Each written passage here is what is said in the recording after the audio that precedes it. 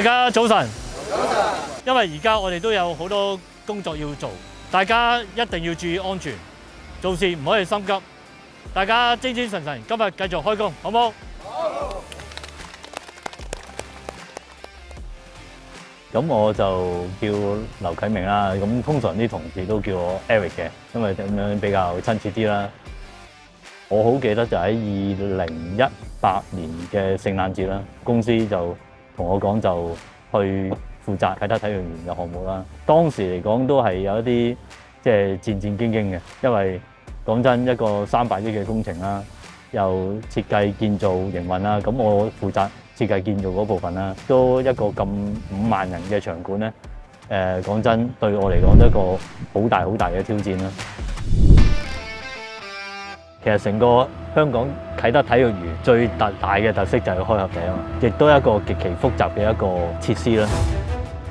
除咗擋雨啦、擋風啦，同埋最大嘅功能就係隔聲，因為夜晚黑舉辦一場演唱會，啲聲走咗去附近啲居民咧，咁到時一投訴就開得，所以開合頂嗰個 acoustic 即係隔音嘅功能咧係一個好重要。隔到音嘅物料咧，其實都係好重物料，所以其實成個開合頂咧都係一個比較重嘅一個頂蓋嚟嘅。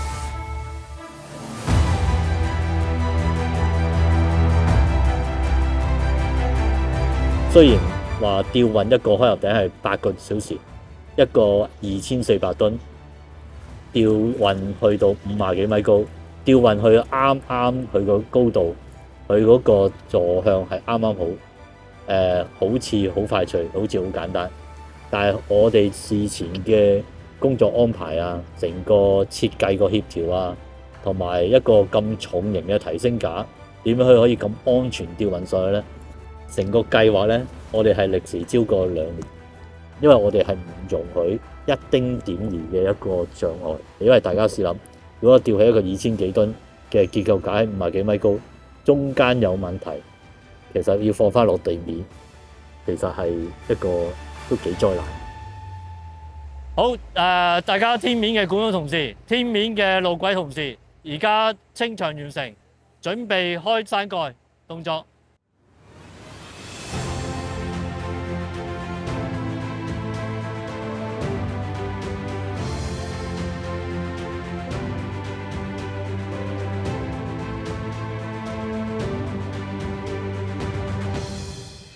做工程最困難係咩呢？其實就係交貨